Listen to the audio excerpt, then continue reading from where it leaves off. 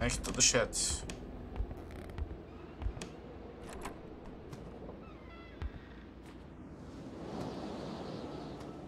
Şu şeyde bir girelim bakalım.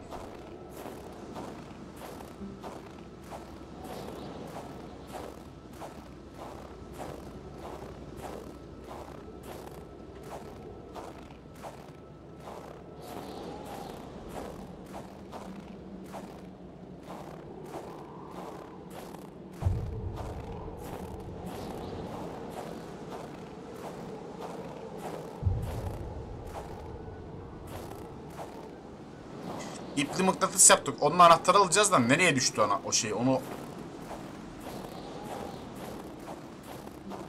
Chat dediği şey bu şey değil mi? Bu bina değil mi?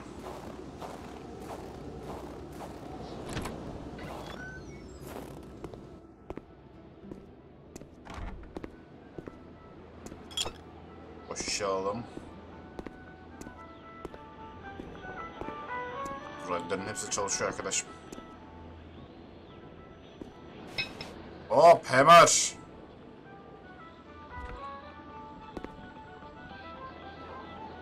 A true Catholic always strives to keep lowly temptations at bay. Obviously, Carl thought, someone in this house wasn't doing a good job at upholding the Holy Bible's teachings. Güzel.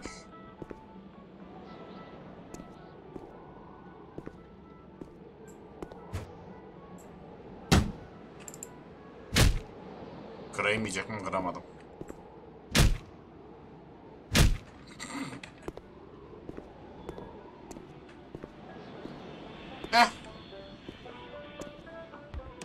Oh. An aging car was parked here. Carl could picture the notary's heavy sedan with a huge back seat large enough to fit the whole family.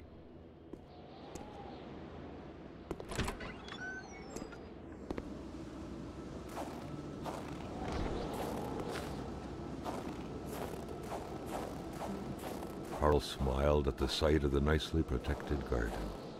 Hopefully, the Bedards had managed to dig every last potato out before the sudden snowfall. Burası hak kapıymış.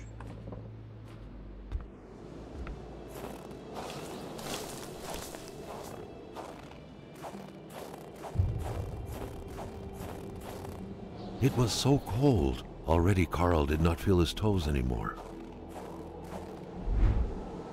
Evet, üşümeye başladık.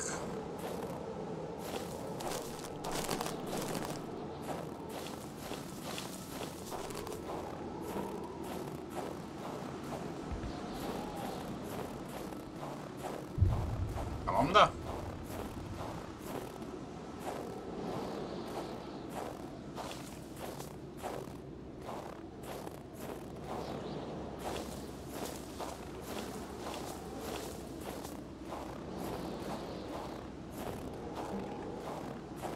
O NASIL şekli aralık burada değil herhalde. Tek bir kez daha bakacağım şu etrafa.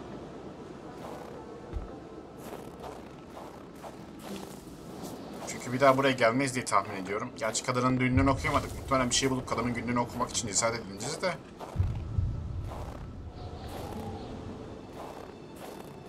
Götümüz donuyor lan. Harbiden donduk ha.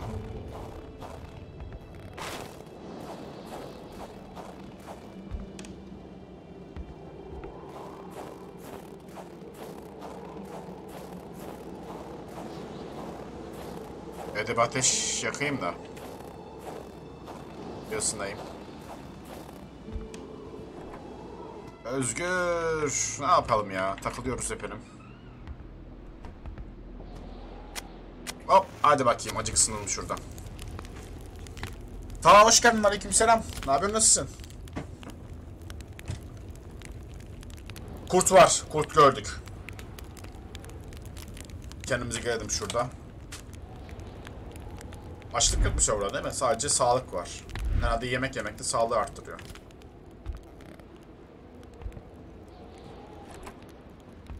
Hayır, başka yapabileceğim bir şey yok.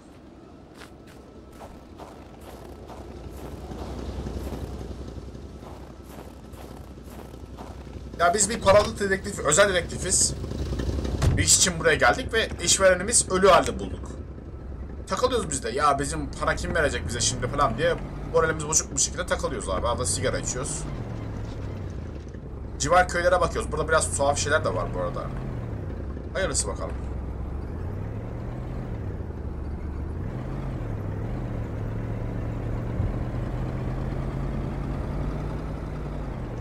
Yok sonsuz değil ya, hikayesi var, bitecek oyun yani. Ama ben bayağı yavaş yavaş ilerliyorum ya, her şeyi kurcalayarak ilerliyorum. Şu geride bir tane daha ev vardı, ona da bir bakacağım. Kaçırdığım bir şey olmak istemiyorum.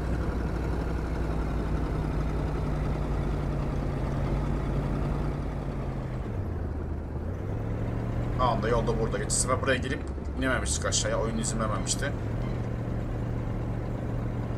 Yani mantıken gitmek gerekiyor da yani yok işte. Nasıl para kazanamayacağım, gideyim bari evime gideyim falan demiyor yani. Ona kaza yaptım. Hadi bakayım. Ama bize yakışmaz, biz de dedektifiz.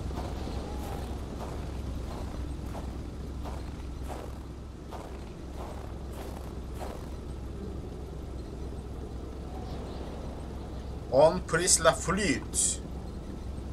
Dangerous. Bu Fransızca ya bu. Heh, çevirmiş. Biz kaçtık. Çok tehlikeli olmaya başladı. Manastır'da, Kuzey Manastır'da yaşayan bir sürü grup insan daha var. Orası daha güvenli olacaktır. Jenny Roy. O zaman burası yine boş. Hemen çöpü karıştıralım. Bu şişeyi alırım. Give me the bottle. Give me the bottle. It was a classic Canadian house, except for the Klasik Kanada absent evi. horde of kids that would normally be swarming about. Ateş yapmayacağım.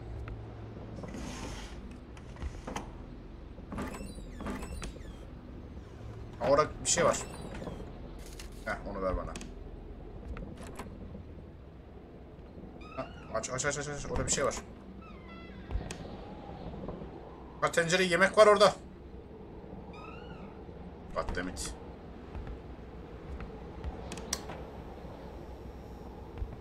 Elektrik var.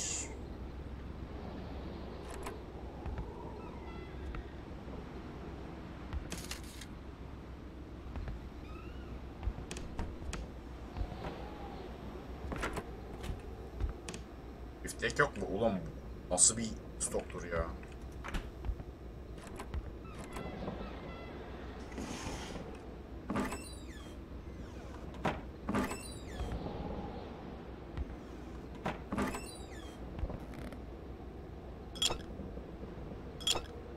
Su şişelerini dolduralım.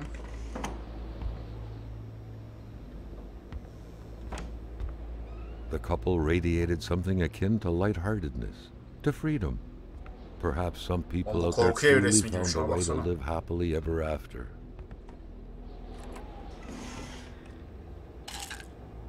Oh, 4 ağrı kesici çok güzel. Kurtlara karşı iş yapacağız.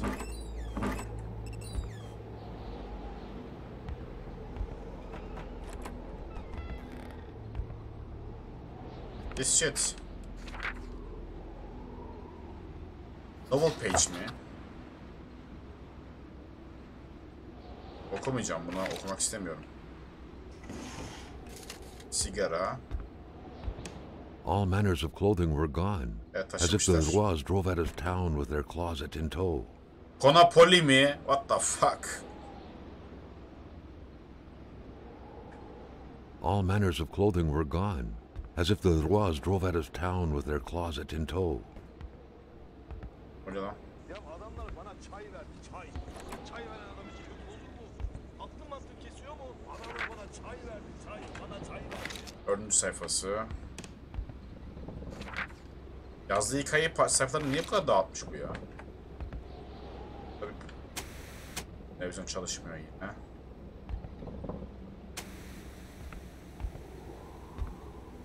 Not a single weapon was left.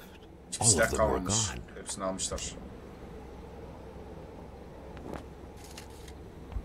Mermi bulduk. 303 mermiyi bulduk ama 303 tüfek mermisi. Bizim tabancamızın mermisi değil yani. Oyunda bir tüfek bulmamız lazım demektir. Bir yerde bir tüfek bulacağız.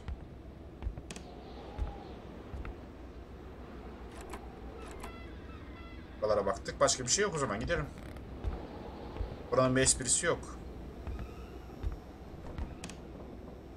Simone de Beauvoir, Claude Lévi-Strauss, Hannah Arendt, Roland Barthes. Carl was surprised by the literature filling this liberal-leaning bookcase. Could there really be intellectuals dwelling in this far-off land?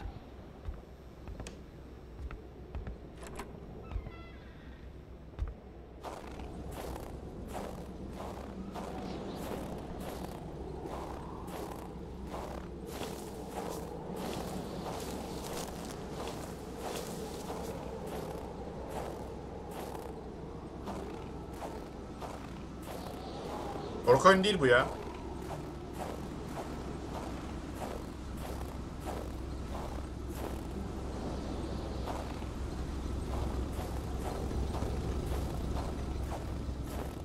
Başka bakacak bir şey kalmadı. İyi, devam edelim. Bakacak bir şey kalmadı. İşte. Güzel loot yapıyoruz da hayırlısı bakalım. Lootları da henüz kullanmak için bir şey bulamadık. Oyunda şimdilik şey elementleri var. Isınma, sağlık, akıl sağlığı. Yiyecek olacağım yemekler herhalde falan hep sağlık dolduruyor. Ağrı kesici falan da aynı şekilde muhtemelen, ya da bilmiyorum, bakacağız. Sigara buluyoruz akıl sağlığı için. İşte bakımından göstereyim. Burada gösteremiyorum, sonra göstereyim. Yiyecekler o işe yarıyor. Sigara akıl sağlığı için. Bir sürü alet edevat buluyoruz yani. Ne bileyim, hızlı için.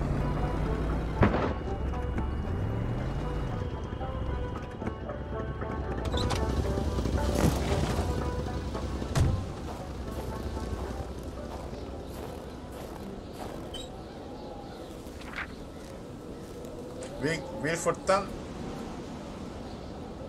bunu yazıyorum çünkü kendimi suçlu hissediyorum. Hebele hebele hebele hebele.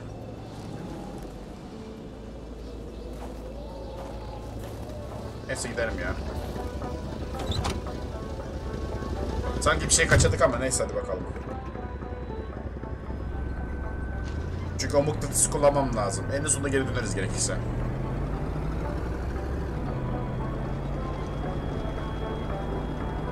Söylenen öyle. Nasıl gel gitti. Ben gitmedim.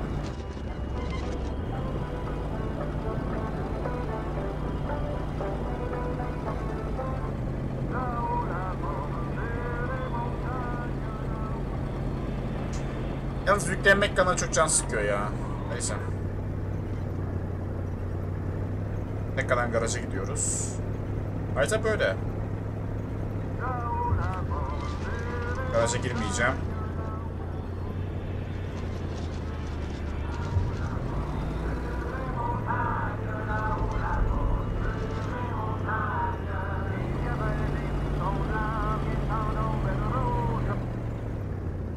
Yok, çok karışık değil ya. Lan bir sağa dönüş varmış. Ama yapacak otel gibi sanki.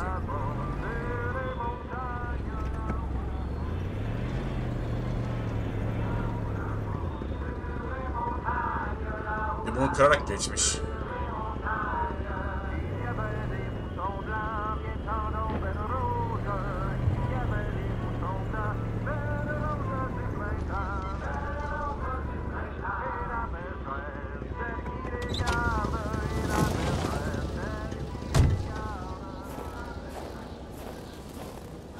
Hop balta.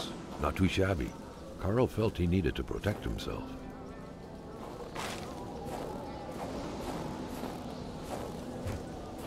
Hadi. Ayı seslen o.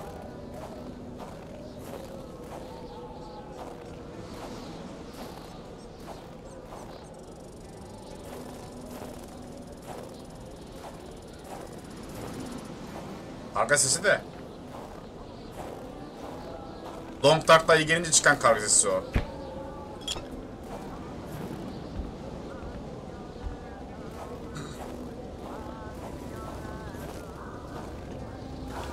Cabin A, small but cozy, the perfect place to warm up.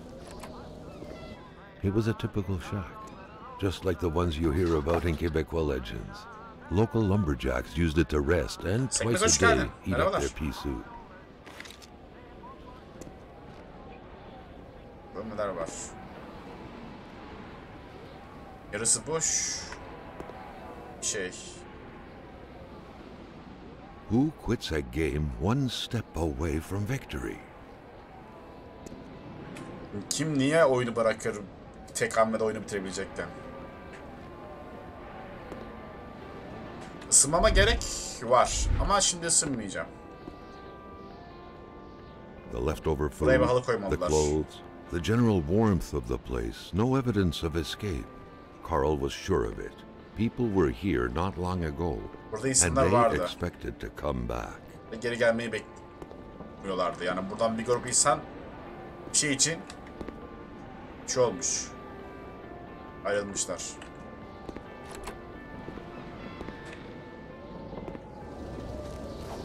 Kesin ayı saldırdı değil mi? Kesin ayı saldırdı.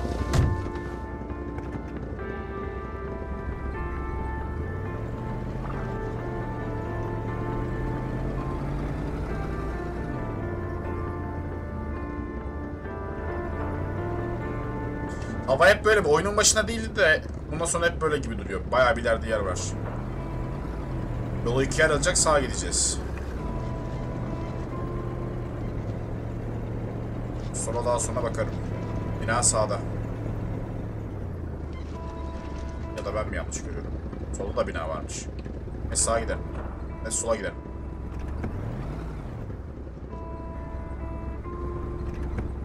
Dönüşte gidelim ya. Döndüreceğim şimdi arabayı.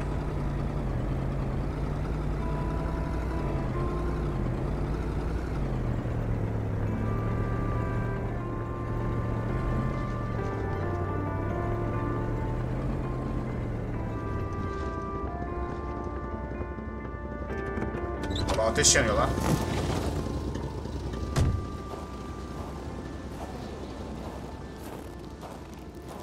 The crossbow bolts had the same origin. Carl was sure of it. Who was it? And more importantly, what was being hunted like this? Yok lan fotoğrafı. Bu ne abi? Birisi insanları mı avlıyor böyle ya? Ayak izi var lan. It was so cold. Already Carl did not feel his toes anymore. Baksana ayak izleri var.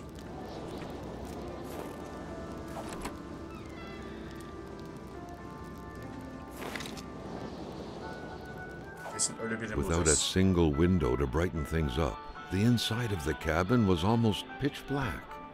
Beware of close encounters of knee and furniture.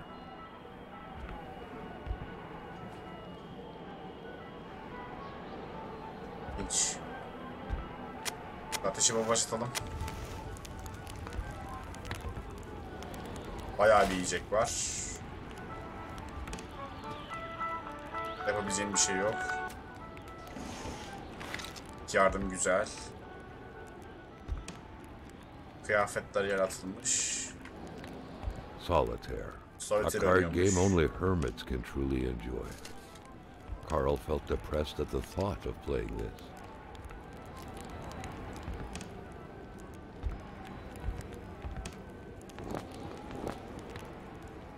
Boş. Temiz kıyafetler. Diş fırçası hala taze. Yani ıslak. Çok yakın zamanda vardı burada birisi. Kazandık mı? Yes. Duct tape alırım yalnız oradan, dur. Everything was set up for a well-deserved snack. It seemed like the place hadn't been empty for long, but without knowing exactly why, Carl had the feeling no one was coming back anytime soon. Cabin B. Lots of space, no windows. Hopefully its users aren't prone to dementia.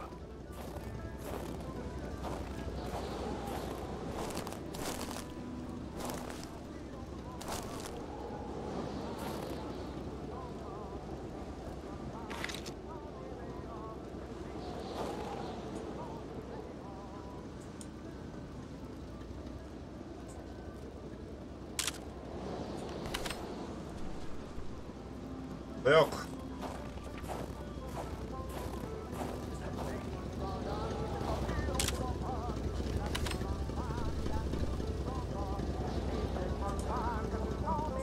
Burada bir kurt izi var. Yakın zamanda.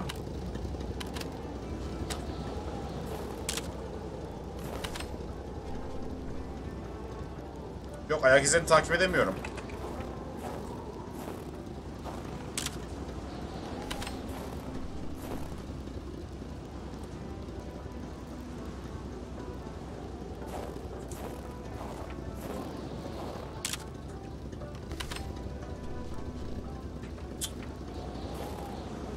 En azından şimdilik.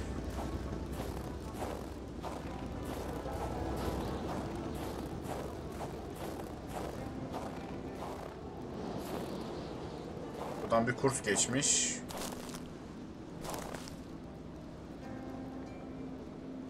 Nereye gitmiş?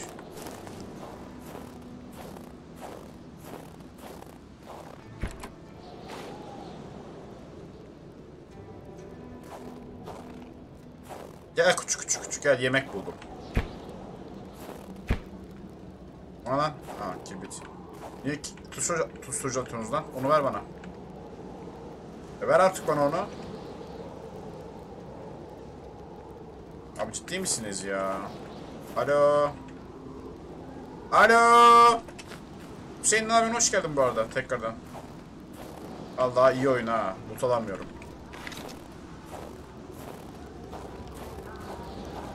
Ben gidiyorum.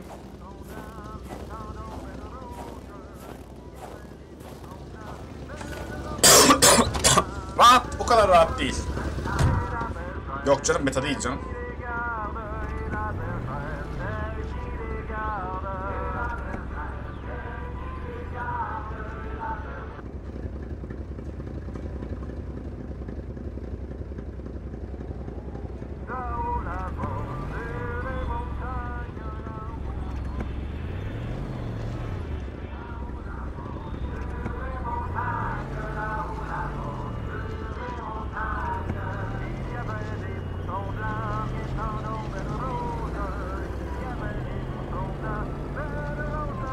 Şu isimsiz binaya bakmak istiyorum.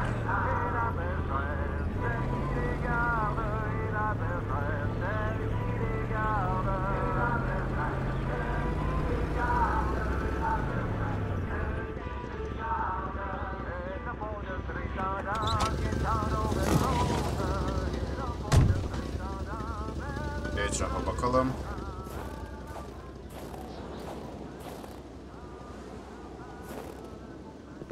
Masa falan ters çevirmiş lan buradan. This cabin doesn't look like a bunkhouse, especially with the missing stove and chimney. Carl was intrigued at the secrets possibly hidden here.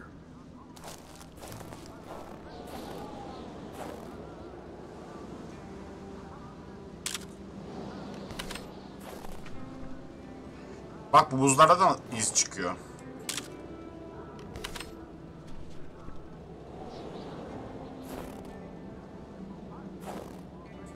Ne koca yak mı lan bu?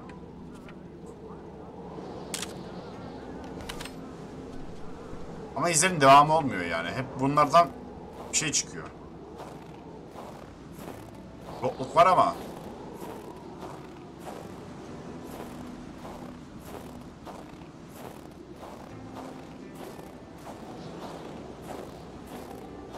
Carl wondered how long he would have to endure this skin-stinging cold. Burayı nasıl açacağız lan? Crowbar var bende.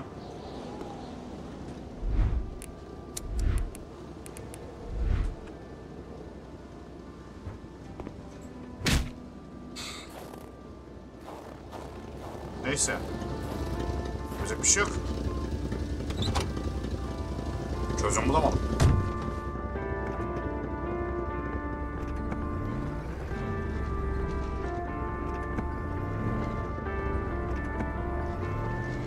Arabada hala üşüyor muyuz biz? Yok, tam üşümüyoruz pekala.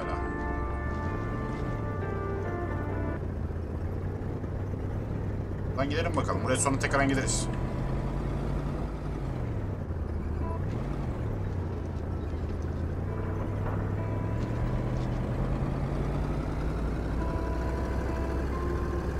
Geyik olduğunu zannetmiyorum abi. Geyik gibi bir şey de şey yani. Sadece fotoğraflarda gözüküyor o iz.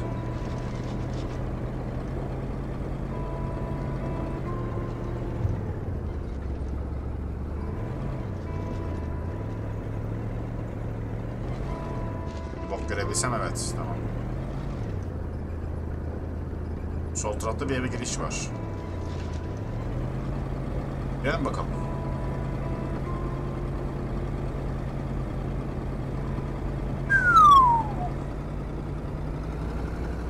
Hop hop hop hop. Yavaş.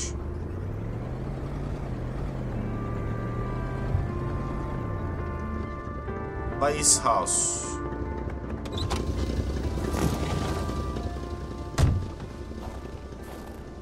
A wintry atmosphere surrounded the house. The soundlessness of the area suggested it was empty. When finding a boot, one wonders what became of the foot. When finding a boot, one wonders what became of the foot.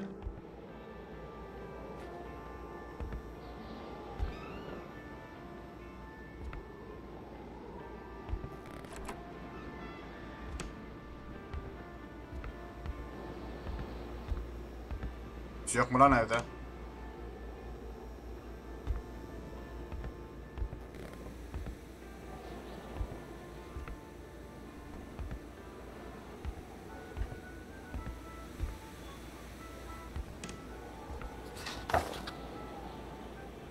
Journal entry mi?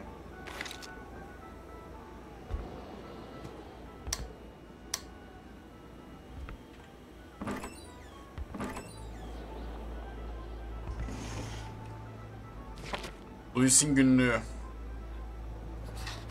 Alexandra için korkuyorum. Uyumuyor.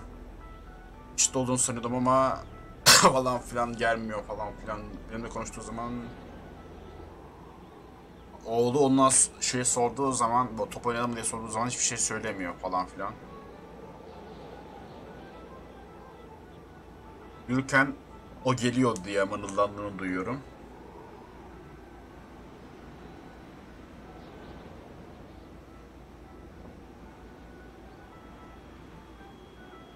Kanter için uyanıyormuş falan filan. Sigara içiyormuş pencerenin yanında falan. Başka bir şey yok. Yani. Kim geliyor ağzıma sıçtı?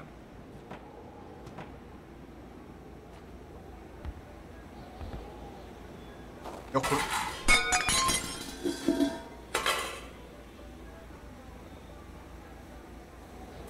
Kim geldi lan?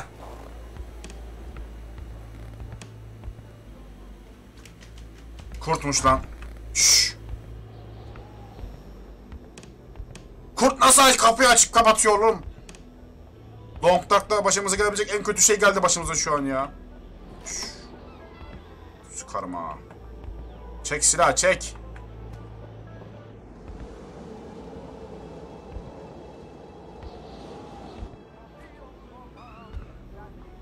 Gevatlar sizi.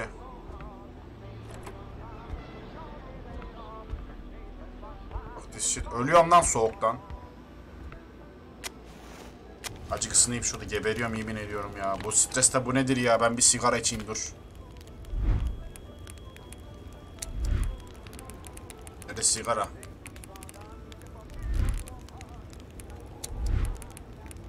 Ne streste sigara atmış, bir iç bakayım. Oh. Oh.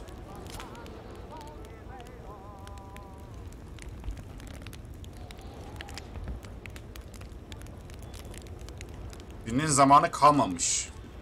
Apar topar çıkmışlar buradan da. Ayak dışarıdaki ayakkabı gibi. Buradaki şey bayağı bir oynatılmış.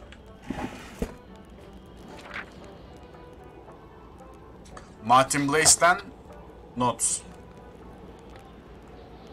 El yazımının kusura bakmayın. Acele etmem gerekiyor. Portman'dan ayrılmam gerekiyor. Annem ve Roy ile beraber. Buralar çok tehlikeli olmaya başladı. Ne bu kodunu anlamıyorum ama annem söylemiyor bana.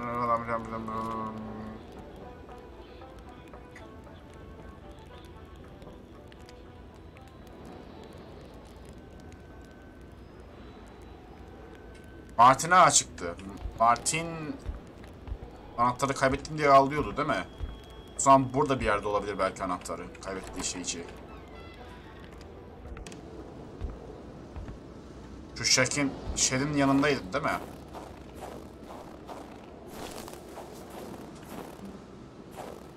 Evet, buraya düşürmüştü. Hop, aldım. What could it be for? The garden shed? Carl couldn't reach it with his arm alone, but he had more than a few tricks up his sleeve to pick it up. Oh, flash. Güzel. Rehber bulduk. Oh. James Al çalışmıyormuş. Boş gaz bidonu bulduk. Onu aslında doldurabilirim ben. Onu aslında doldurabilirim. İstasyondan.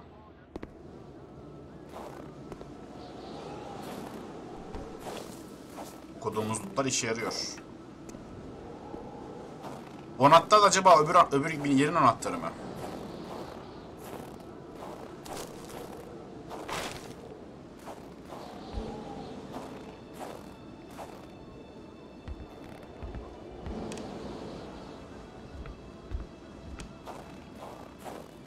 Buraya zam gelmemiş herhalde. 2 fırt çıkıp attı.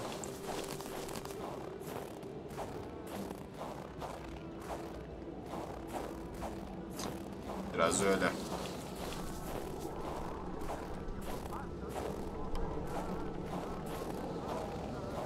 Çim biçimi. Burada çim mi çıkıyormuş lan?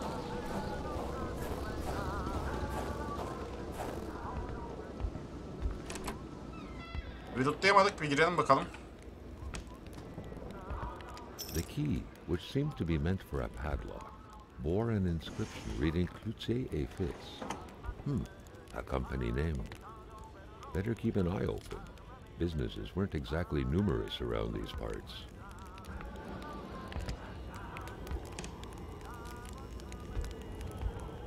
Money in a jar. What a shame. Carl would have loved cookies. Kurabiye şeyinde para çıkınca üzüldü. Kurabiye olsa da iyiydi yerdik falan diyor.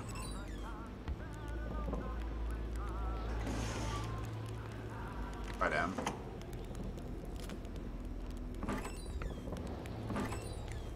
Burada yazılmış bu arada not. Saat falan burada.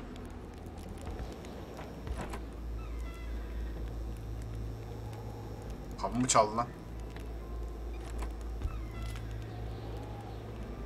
Kimse yok. The spirograph amused Carl. It was a nice modern toy, aside from being repetitive by nature and completely useless. Still, it found its way into many Quebecois homes.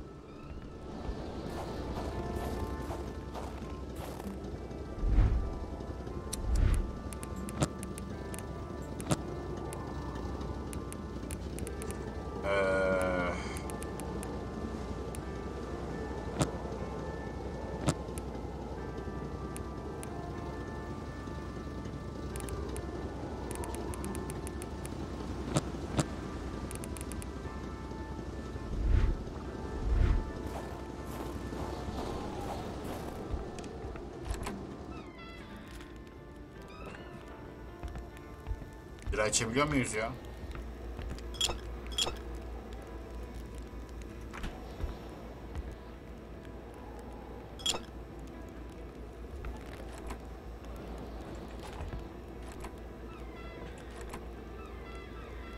Not. A pay stub for some undoubtedly harsh lumberjack work. Evet. Alexandre Blais felled trees and chopped woods for cloutier et fils. Tamam, oradaki şeker anahtarını bulduk abi. Uyuma falan yok şimdilik ya. En azından şimdilik görmedim. Şuraya bir tekrardan girelim.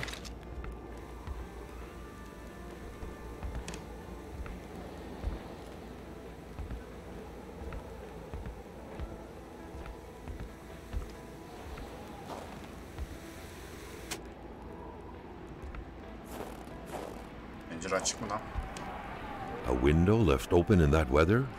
Perhaps something had to be watched. The sheets Bir şey were in such a görmüşler ve way that kaçmışlar gibi indicated a duruyor. rude awakening, followed by a hurried escape. What had happened here? Yaratık var diyor. Yaratık resmi çizmiş.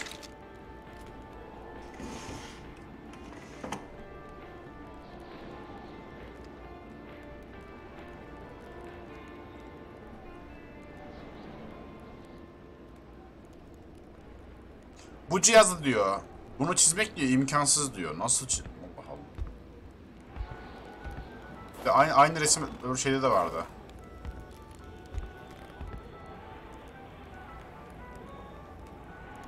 Tamam, bunu okumuştuk.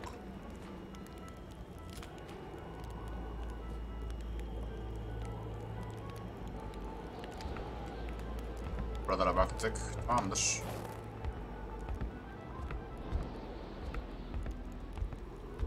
Ah, tekrardan merhabalar efendim, hoş geldin.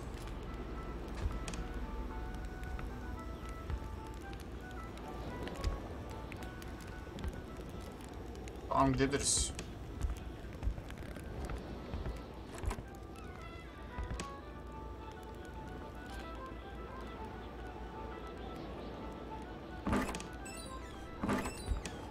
Hemen alt kesicim ver.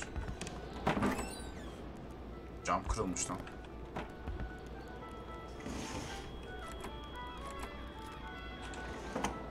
Ver. Fire starter ver.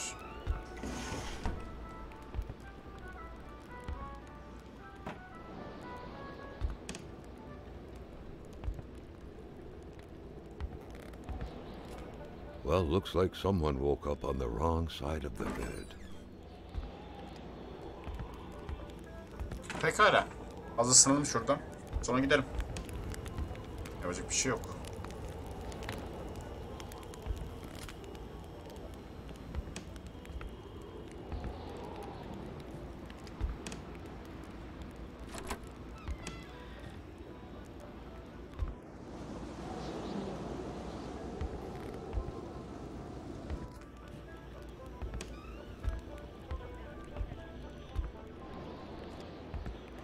Ne oluyor lan?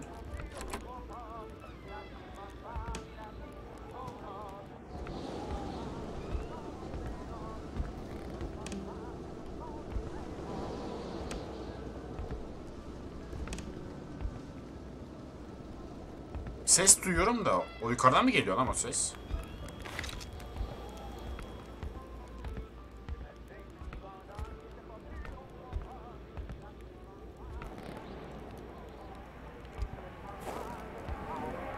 A window left open in that weather?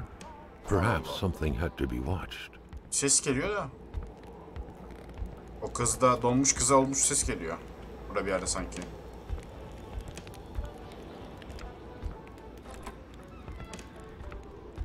Sadece radyo mu? Öyle sanırsam sadece radyo. Neyse gidelim o zaman. Bu arada şeyi kontrol edeceğim. Bira içebiliyor muyum? Aa, akıl sağlığını biri arttırıyormuş. Oh. İyiyim güzelim ya. Kafam da iyi. Hadi gidelim.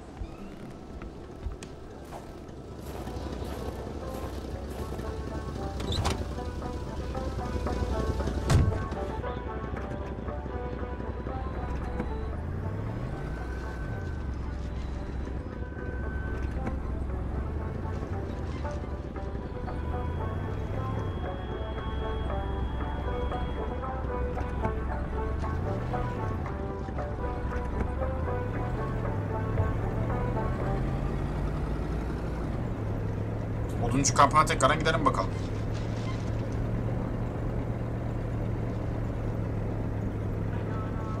Hop dur.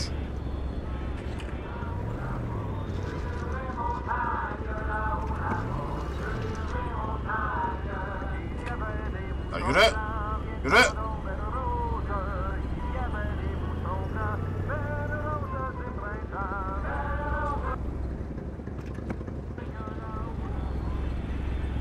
Bozuldu yemin ediyorum ya.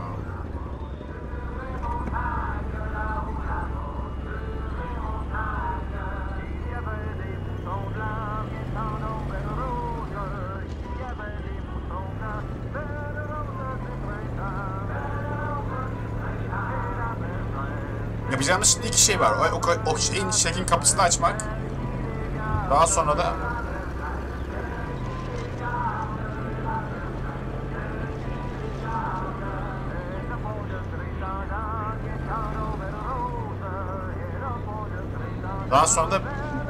boş benzin bidonunu doldurmak. Belki testeyi çalıştırabiliriz belki.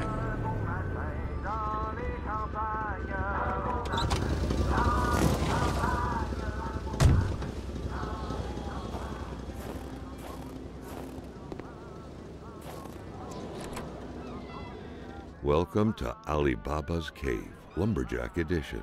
Surely Carl would find something worth his time in here. Lantern aldım. Adver aldım.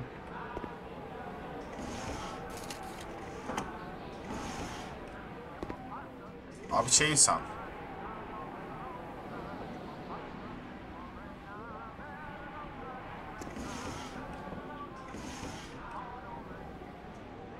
Mıknatıs değil mi? Mıknatıs lazım oluyordu. Burası kabin K. Neyse. Kullandığın kabinin anahtarını geri götürmeyi unutma. Allah Allah. Buradaki kabinlerden mi bahsediyorlar?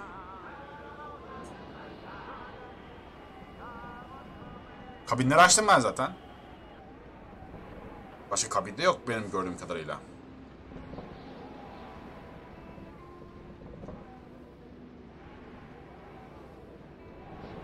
Buradan karşıyı da biliyoruz baksana.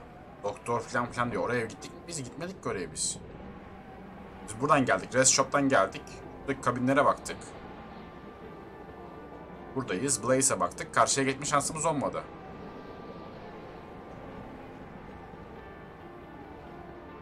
Yara geçmemiz lazım sanırsam. Hamilton'ın evi de en sağ üstte.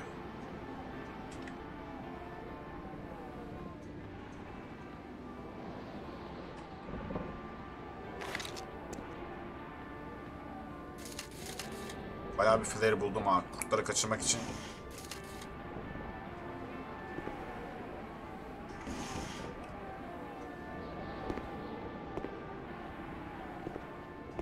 Oyunda bir yan görev olursa kesin bir tane teste çalıştırmak görevi gelecektir yani.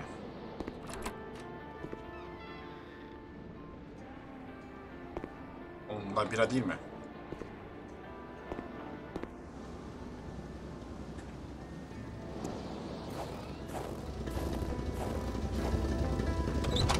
Hadi istasyona gidelim. Benzin dolduralım. Ben lootumu full yapmadan gitmem bir yere vallahi.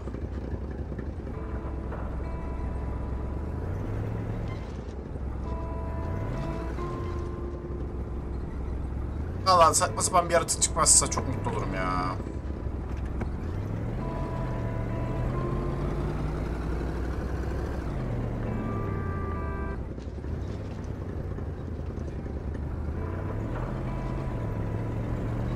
Hocaya çıkmazsa mutlu olurum.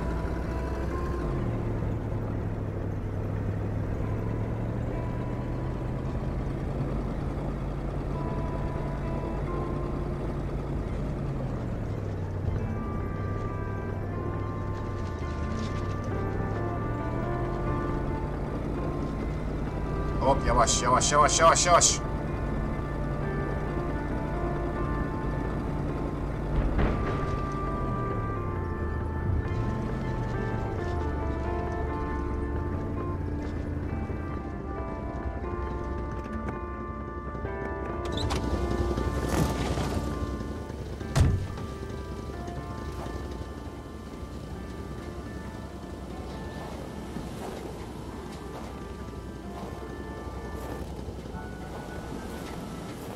Kullanamıyor muyum lan ben?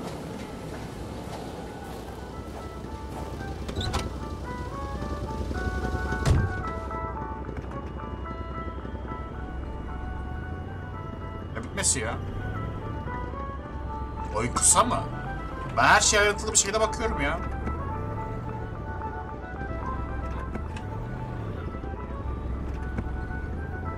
Oyunun direkt öyle bitirmeye oynanmaz ki.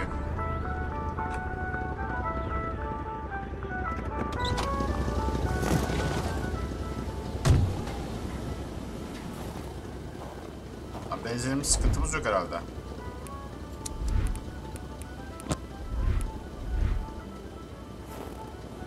Şuradan gaz dolduramıyor muyuz? Ben buradan gaz dolduracağız diye sanıyordum ya.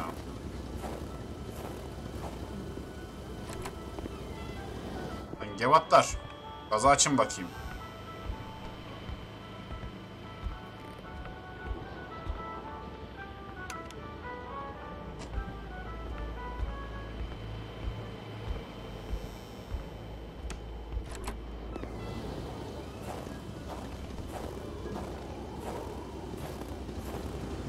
The pumps wouldn't surrender their divine nectar so easily.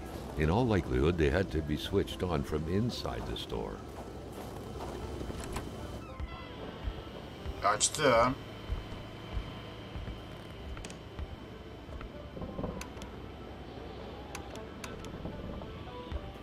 Tamam, ikinci pompayı açtık.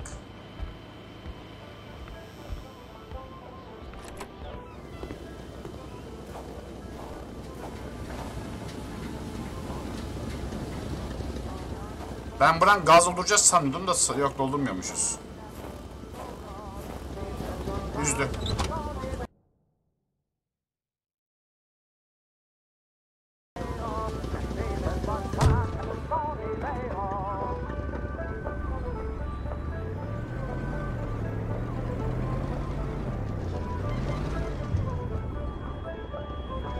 Buradan doktorun evine falan gidebiliyoruz, gidelim.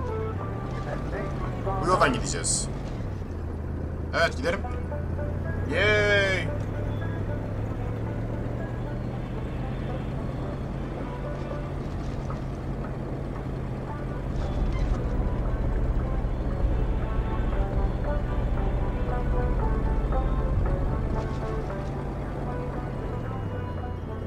Doktor!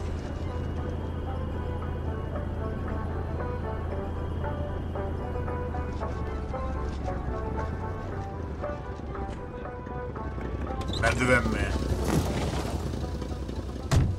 En eski düşmanım.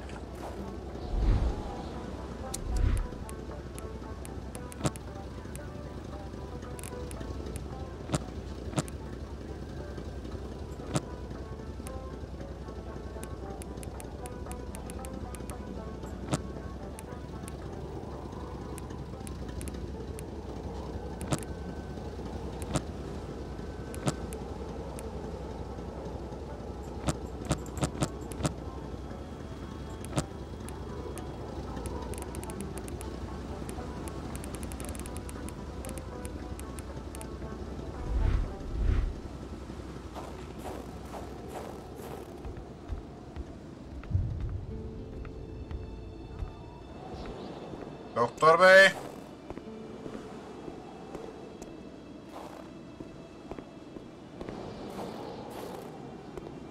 Siz de mi öldünüz lan?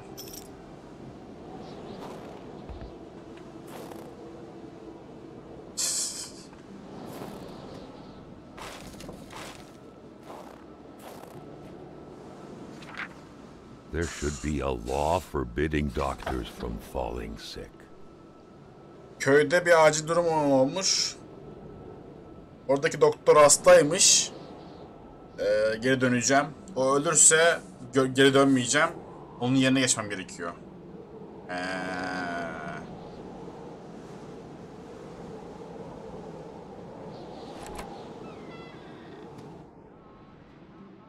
In spite of Dr. Beaupre's goodwill, the place didn't look much like a physician's office. It could easily be mistaken for a sewing shop. Isabella. Ha, Isabella'nın şeyi.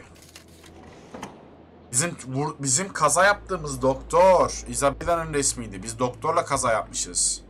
Doktorun arabasıymış o.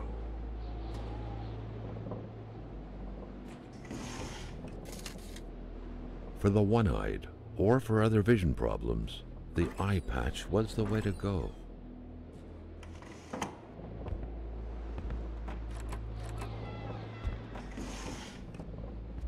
Carl got the trembles as he imagined the excruciating pain that kind of scalpel could no doubt inflict.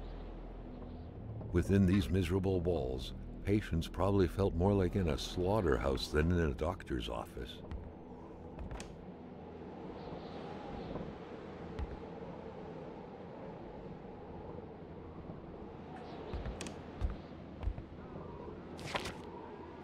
Manifesto. A communist manifesto. Only a few years ago, this type of allegiance meant prison time. And even at present, the Western world was very wary of the Soviet threat. Why would the doctor own such a book? Doktor neden böyle bir şeye sahip? A chamber pot. Fortunately for Carl, inspecting it wouldn't further this particular investigation. Dr. Beaupre had done his medical studies quite far from here. He was surely one of the first students out of the new campus to settle on the mountainside. Bayağı uzakta bir yerde eğitimini almış. Someone had lost a few liters of blood here. Carl's first thought had been a lumber accident, someone's hand cut by a saw, or a hunting accident. In any case, whoever had lost all this blood couldn't have gone far. Perhaps they were already dead.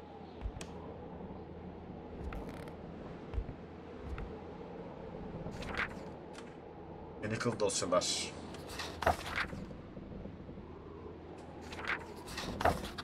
Bilinmeyen kadın. Onun adını hiç öğrenemedim. Adamın ismini Laura diye söyledi. Boynunda bir yara vardı. Çok fazla kan vardı. Mermi çok fazla hasar vurmuş olmalı. Mutsuzdu. Kardiyak arrest. Adam onu bu şekilde bulmuş. Ama ben sanmıyorum öyle olduğunu. Burası küçük. Burası böyle şeyler olmak için küçük bir yer. Görmezden gelmek en iyi şey.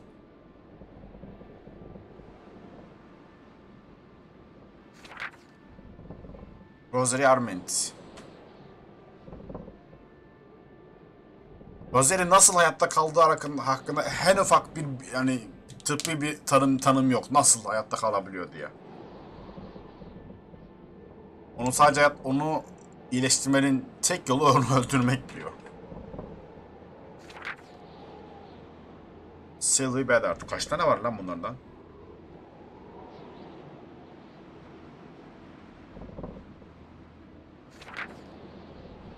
There was no doubt that the doctor and Hamilton knew each other very well. Houghty geçirilemez. Chronic foot pain. Uzun mesafe yürüyemez. Zengin. Onun bir gün tedavi edeceğim diyor. Zenginliğini tedavi edeceğim diyor. Doctors used light reflecting frontal mirrors to look inside the patient's cavities. That was a bit unsettling. But back then, it was pretty much always the case with medicine.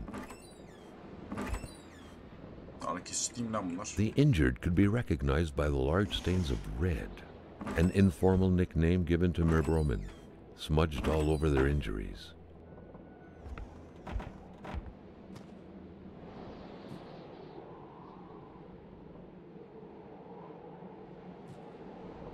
Kapı gitti mi lan?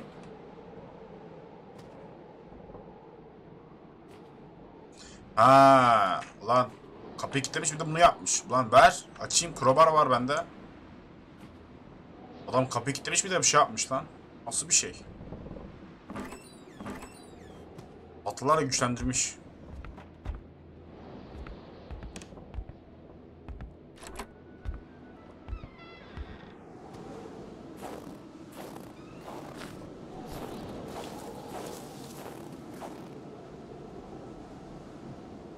Lütfen diğer kapıyı kullanın.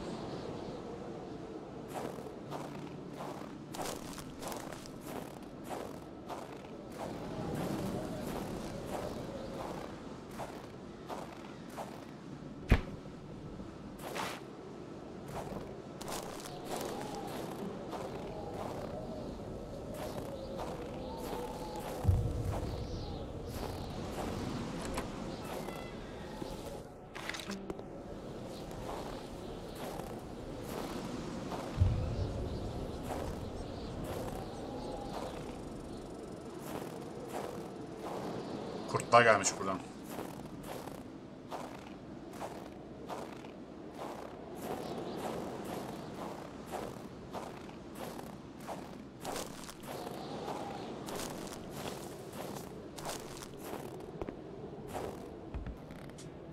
Başka bir şey de yok.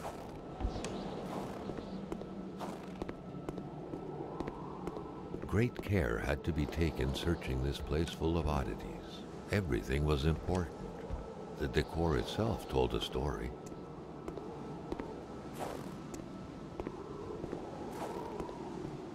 Dekor bile çok önemli diyor. Ulan biz bir şey kaçırdık herhalde adam böyle konuştuğuna göre.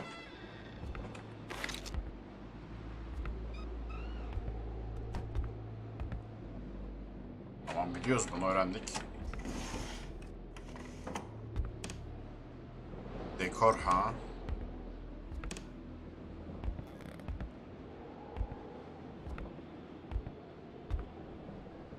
Tamam.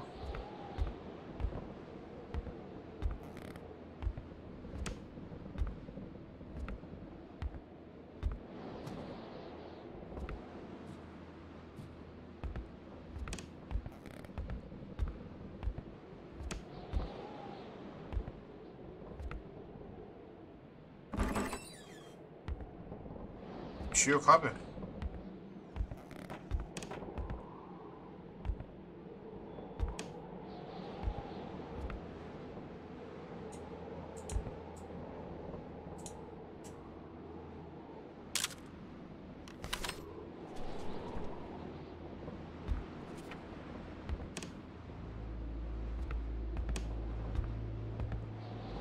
The good doctor, flanked by his beautiful spouse.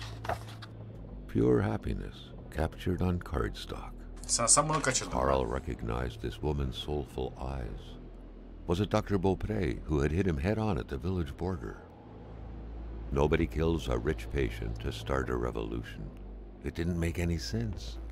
He had to dig deeper still to understand. Luckily, that was Carl Faubert's specialty. Bize hoş geldin. Pekala. Journal'ı bir açalım. Son bir kez bir bakalım. Kaza oldu. Cold Mystery. Hamilton'ın cinayeti. Hunt. Bunlar genel şeyler. Araştırmalar.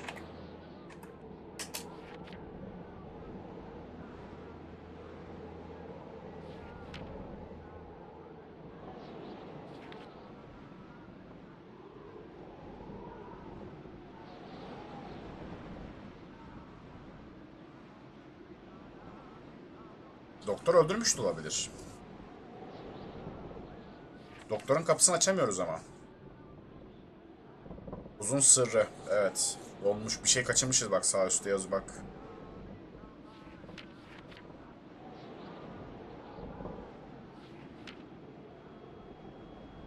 Birkaç soru işaretleri var boş. Sorunun gizemini henüz çözemedik. Hamilton'ın cinayeti. Hamilton'ın daha evine gitmemiz gerekiyor. Genç kadın. Şu fotoğraf şey. Tamam.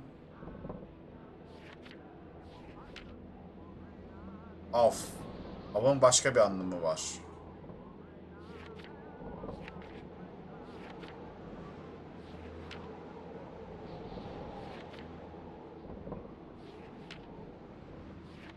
Bayağı da bir biyografi var ya. Maşallah maşallah.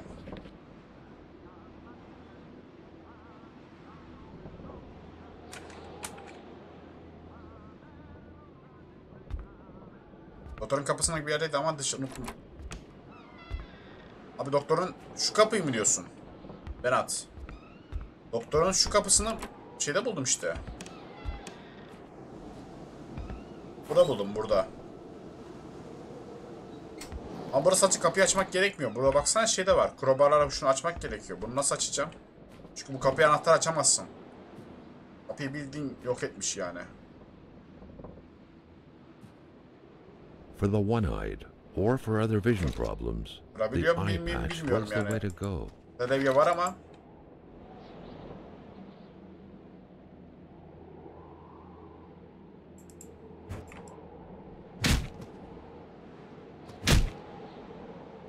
Ben böyle açılacağını düşünmüyorum.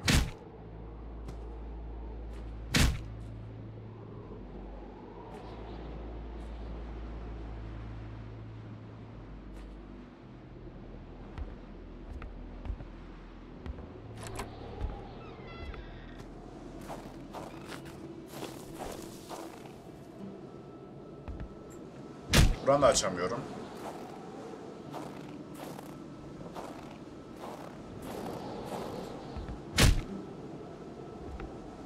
Muhtemelen bir şey bulamadık. Eksiğimiz var burada bir yerde.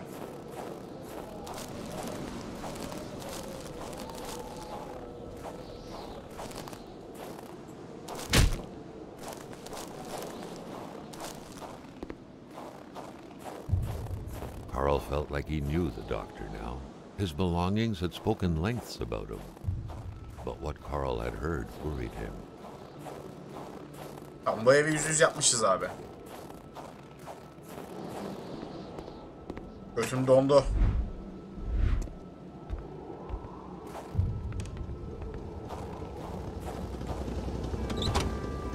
Carl wondered how long he would have to endure this skin-stinging cold. Burada kayılıyor mu oyun?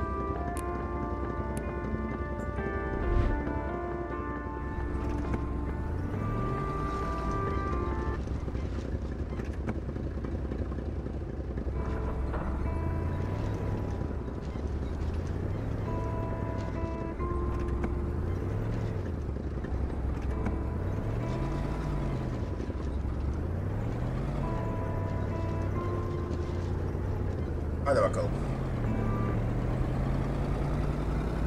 Buradan sağa döneceğiz.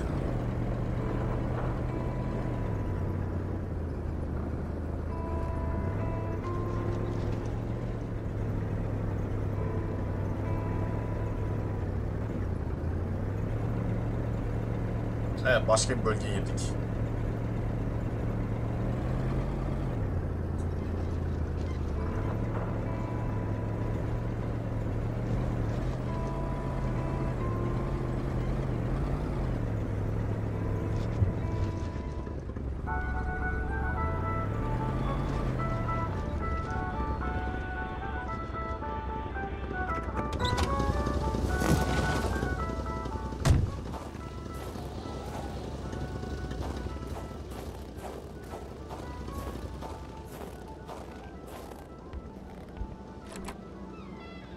Yavaş!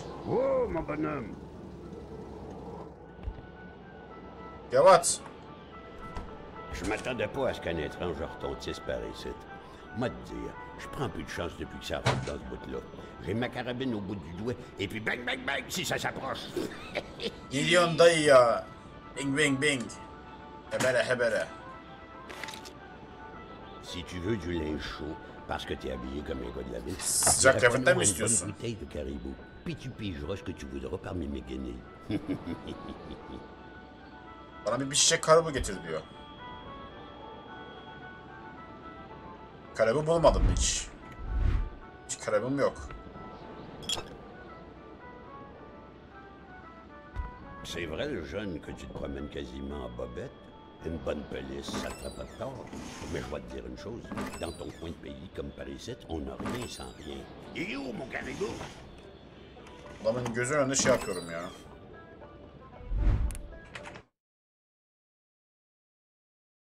Selamünaleyküm. Aleykümselam. Hadi bak. Sana da aleykümselam efendim. En azından burada sınabiliyoruz yani, değil mi? Evet. Ah, la belle pétarade. La En belle 17 de cette pétarade. année, Et le Kaiser, il se souvient de moi avec ma belle carabine. Bang, bang, que je lui disais. Bang, bang, bang. Ah, le bon temps. Et la Corriveau, Batèche, ça te passe l'envie de te marier, la Corriveau. Elle tuait tous ses maris. Squick, les uns après les autres. Pas de pitié dans le mariage.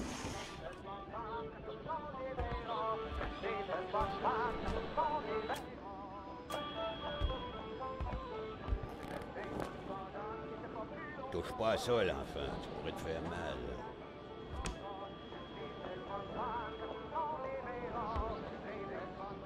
Bang bang hebele hele.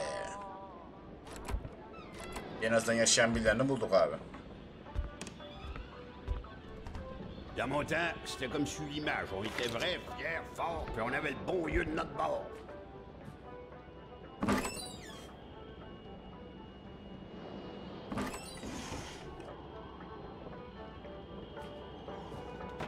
Cadeau, ça ouvre l'appentis.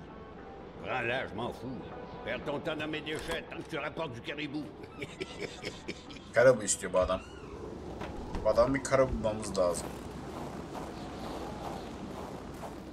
Kabine bakacağım.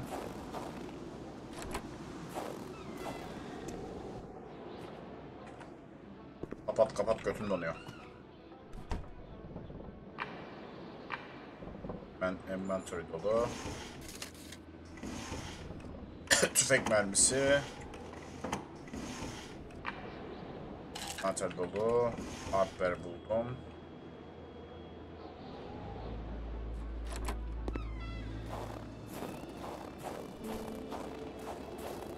Şu envanteri bir halledelim. Bırak. Lanterni bırak. Bunu bırak. Odunları bırak. Bizde bol bir su şişesi vardı. Bu su şişelerini bırak. Beri bırak. Birayı bırak.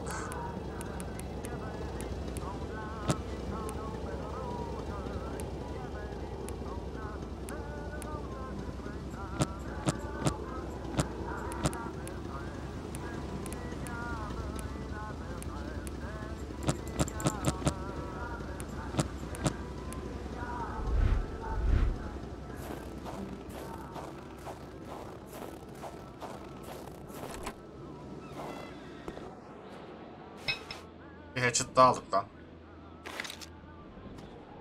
Abi yine kaynak alıyorum ha. Bu hatchet alıyoruz bakalım da hayırlısı bakalım. Bunlar tek kullanımlık olabilir belki. Ya da ticaret olarak kullanabiliriz bunları.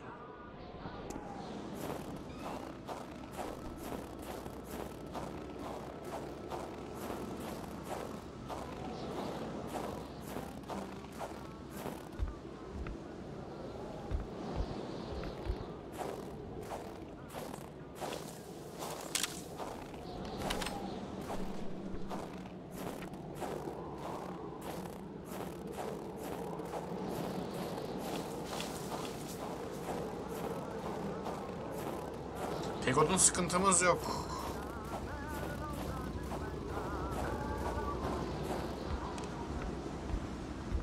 Ne oluyor lan?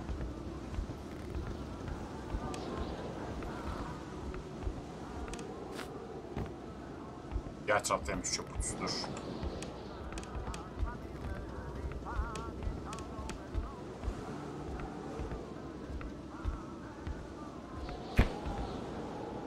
Baş çıktı ya lan. Neyse. Buraya gelince yine save olacak mı? Evet, save oldu.